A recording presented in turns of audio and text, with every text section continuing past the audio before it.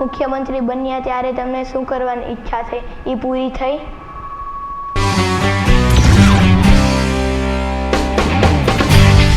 આમ તો મુખ્યમંત્રી બનવાનું મારા મગજમાં ક્યારેય આવ્યું નથી કે હું મુખ્યમંત્રી બનું.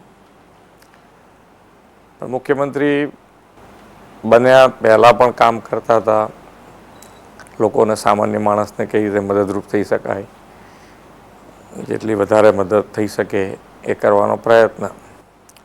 એટલે મુખ્યમંત્રી બન્યા પછી પણ એમ જ હોય કે ભાઈ જેટલું બને એટલું વધુ ને વધુ નાના માણસ, સામાન્ય માણસ, ગરીબ માણસને કેવી રીતે આપણે ઉપયોગી થઈ શકીએ એનો હર હંમેશ પ્રયત્ન કર્યો.